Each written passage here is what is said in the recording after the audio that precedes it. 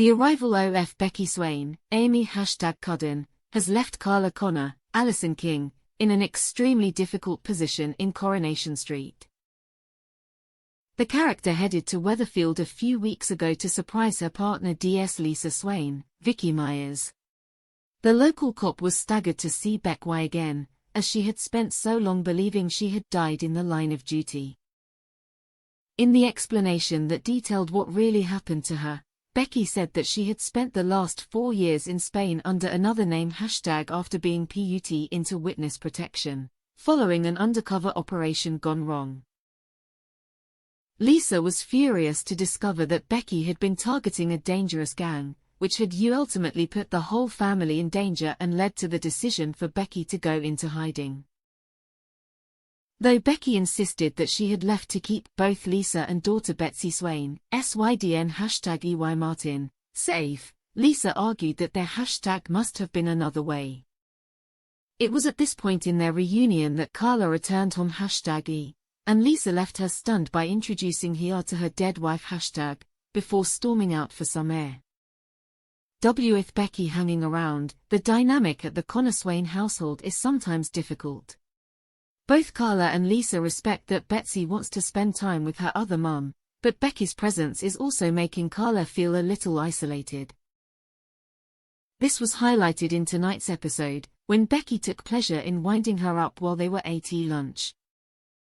Carla headed to the station a while later, searching for Kit Green, Jacob Roberts.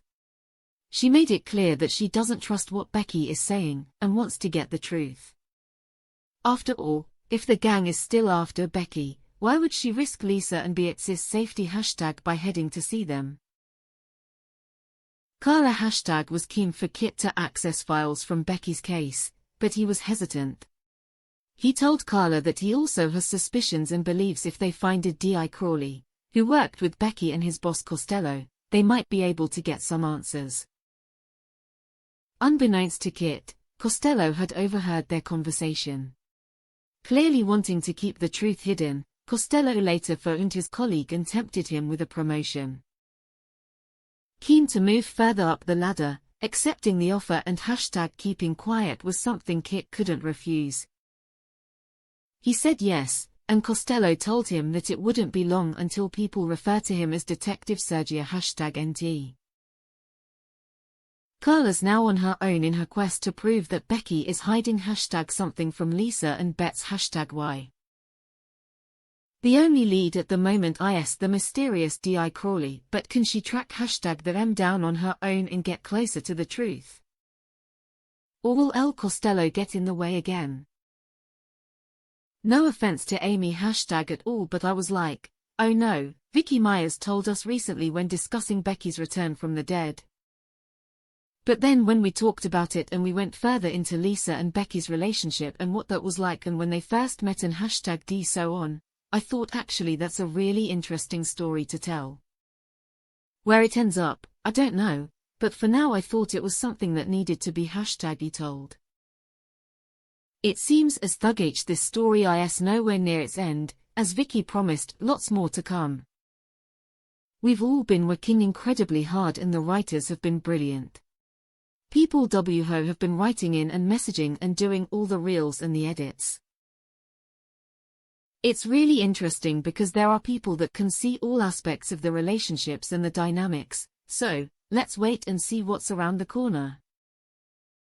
It is impossible to ignore the fact that there are some huge events coming up in Corrie, including the 65th anniversary and the major crossover episode with Emmerdale. Our chat with Vicky saw her reveal that she was on the train back to Leeds tomorrow, leaving us to wonder if she's taking part in crossover filming.